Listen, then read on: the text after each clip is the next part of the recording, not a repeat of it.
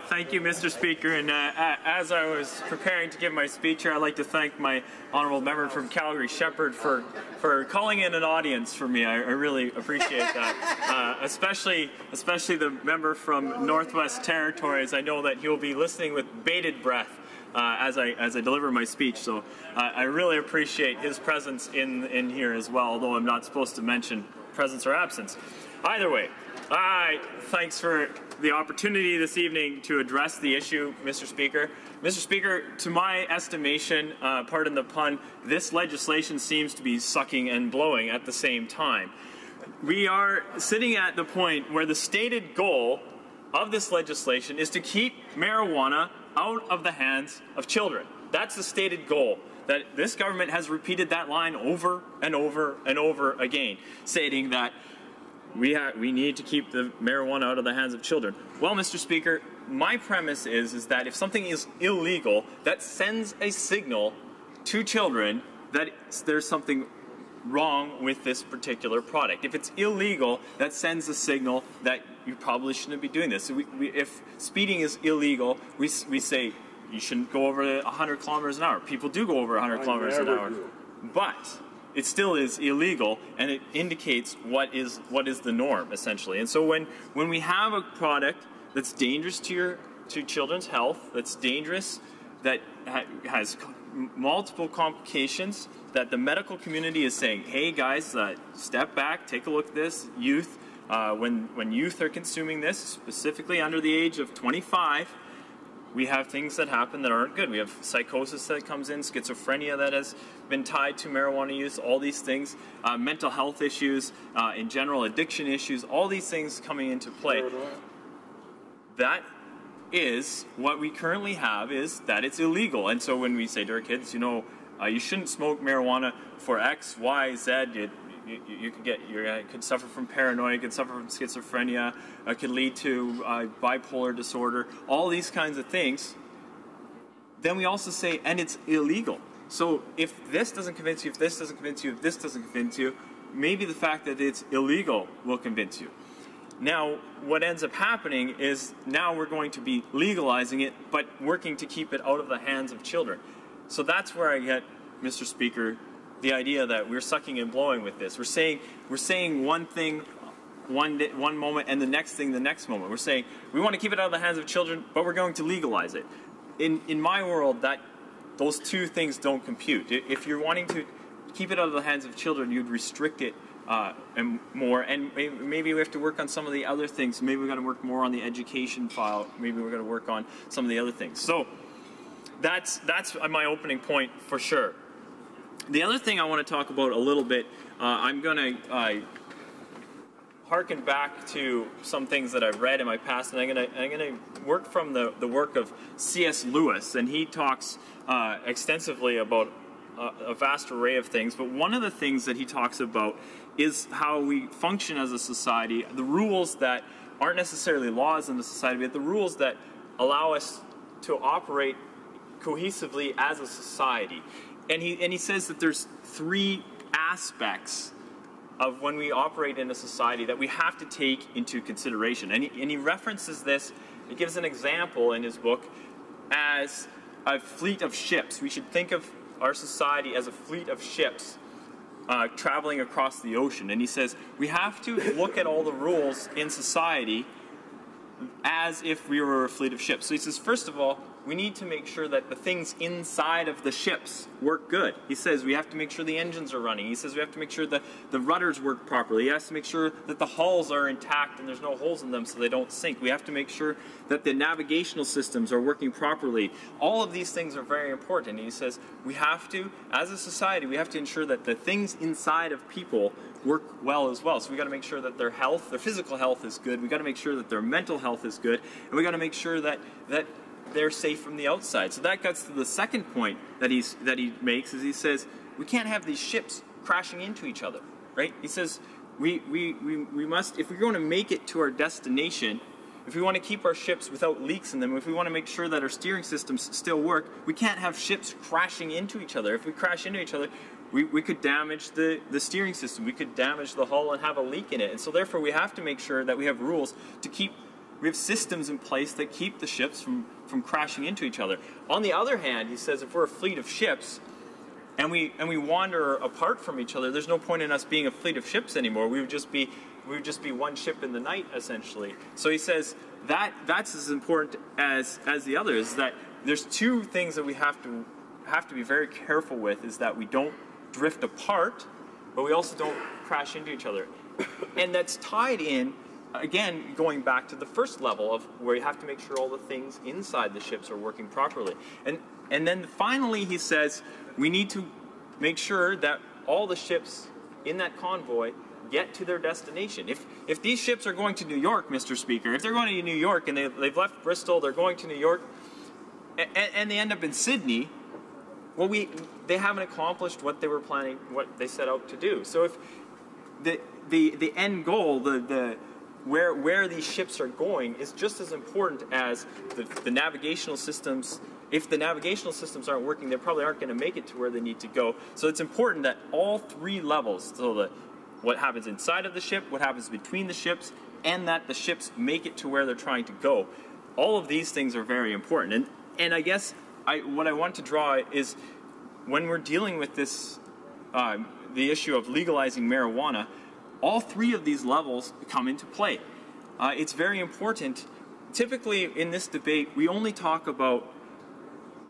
typically only talk about the interplay between the ships, and we say, oh, if you use marijuana, there won't be really any collisions between the ships, and so we'll probably be okay. But that doesn't take into effect the idea that perhaps the ships will drift apart.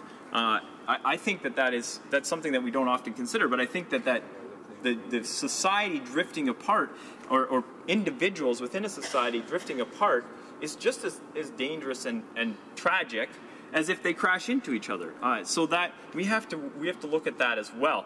The other thing is we have to look what happens within the ships, what happens within individuals. And I've mentioned some of those things already before, is that the particular people that use marijuana, especially the youth, the Medical Association has been strong on this, is that schizophrenia, bipolar, paranoia, depression, a lot of these things come from marijuana use. And so therefore we would say you must keep your ship in order, keep your navigation systems working properly, keep your steering systems working properly, and therefore we would say don't use marijuana. We might also say marijuana can affect your relationships. It can affect your relationships with your parents, with your spouse, with your children, and so therefore we would want to make sure that your marijuana use takes that into consideration. As a society, we would say be careful that you're not drifting apart. And finally, we would say, in terms of where we're going, we as a society, we want the best for our people in our society. We want the best for them, and so that is why we're having this very discussion. We're saying we don't think that children should be using marijuana because it's bad for them. We say that later on in their life, they will regret their actions of using marijuana, and therefore we should be discouraging marijuana use. And so I think I've laid it out in those terms, and I think that gives the idea of why I think why we are opposed to this sucking and blowing that is essentially happening here. To say we want to keep it out of the hands of children, but we're going to legalize it. So that is. I hope I've laid it out in a picture of using C.S. Lewis's picture of morality and ships. I think that it's a good picture in this instance as to why we want to ensure that we make it to New York. We make it to a fulfilled life that I'm concerned about. Mr. Speaker, we all know individuals who have struggled with marijuana use, and it has had detrimental effects in their lives. And when they were 15, they began smoking marijuana, and now they're in their 40s, and they really struggle with the marijuana use, and also where their life has gone. They've felt that life has passed them by, so to speak. For example, a gentleman named Mike Strawn. He's 35 years old and he's of Toronto, and he says he's part of a generation who grew up smoking current strains of marijuana, which have been genetically selected to produce a powerful high with THC levels of 20%. That's up 7% from the 60s and 70s. From his age of 13, he got high almost every day till he was 30. He said he was into sports, but he wanted to do stuff at school, but he couldn't make it to practice. He couldn't make it to tryouts because he was either up at night selling drugs or trying to get them, falling into a drug-induced coma and then waking up in a mess. Mr. Speaker, I see that my time is up. I started my timer late, so I'm sorry about that. I appreciate it. Hopefully I can finish this in the questions and comments. Thank you. Questions and comments. The Honourable Member for Spadina, Fort York. Well, I was drawn back to the debate because I thought we were talking about the Federal Marine Act for a while there. The analogies and the nautical references and the shipping descriptions left me a little confused. And then I heard at the end the member get back into harbour, I guess, with an issue which he could actually tether to a dock and leave it ahead. What I can never understand from the Conservative Party, and perhaps the member opposite can help me, they describe a drug that they see as so profoundly dangerous it can only be left in the hands of criminals to give to children. And if it's as dangerous as the member says it is, if it has consequences, and we believe it to be true because this bill seeks to prevent it getting into the hands of children, in the same way that we don't let alcohol, even though it's been legalized, be sold to children, in the same way we don't let young people drive cars, even though it's legal, we put firm rules in place, we enforce those rules, and we keep roads safe, keep people away from alcohol, hopefully keep people away from cannabis that, quite frankly, I agree with them, should not be indulging. So the issue is this: if it's so dangerous, the current situation has led to the horrible story he told. The current situation is the medical evidence, and the illegal manufacturing and production of it is what's led to these incredibly strong strains because we've left it in the hands of criminals. Why won't that member now support a process that strictly regulates the chemical content, strictly regulates who shall and shall not have it, and remains illegal for young children to smoke? Why would that person suggest that leaving it in the hands of criminals is more safe? The Honourable Member for Peace River Westlock. Well, Mr. Speaker, that gets back to my opening statement is that this is about sending a signal to society, and I don't think that we're sending the right signal when we say it in one breath we want to keep it out of the hands of children, and in the next breath we're going to legalize it. But I'm not the only one that's a little bit confused about what we're trying to achieve with this legislation. The Canadian Medical Association, Dr. Diane Kelsell, she said there's a number of things wrong with this legislation, but if it was truly an intent to produce a public health approach and protect our youth, this legislation isn't doing it. So the medical world doesn't even believe the whole we're trying to keep this out of the hands of youth by legalizing it. It's an oxymoron position. I think if we wanted to keep it out of the hands of youth, legalizing it isn't achieving that end. Thank you, Mr. Speaker. Questions et commentaires. L'honorable député de Longueuil-Saint-Hubert. Merci. The Honourable Member for Longueuil-Saint-Hubert. Well, I'd like to thank my colleague for his speech.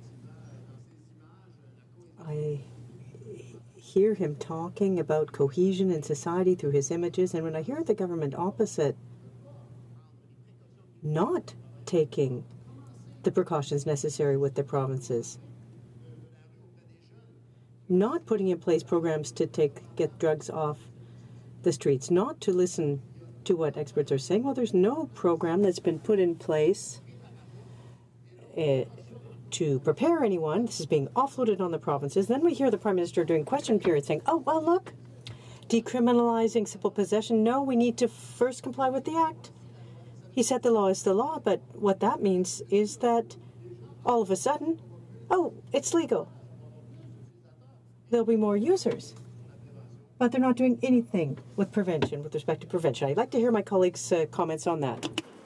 Yeah, thank you, Mr. Speaker, and I'd like to thank my honourable colleague for his rapt attention while I was giving my speech. I really appreciate that. It's always easier to speak when I have a little bit of a response. To his point, the idea of prevention, I know that during the last government, we had implemented programs to reduce usage of marijuana, and we had seen some some movement on this, specifically the age group from 15 to 25. We had seen some significant reduction in the usage of marijuana, and so I think that was an avenue to go. There may have, if we were interested in reducing the usage, there may have been some avenues, specifically or particularly when we have this massive deficit. If they wanted to put some more money into things like that, I'm sure they could have found some money with this massive deficit that they are running. So thank you, Mr. Speaker. Resuming debate, the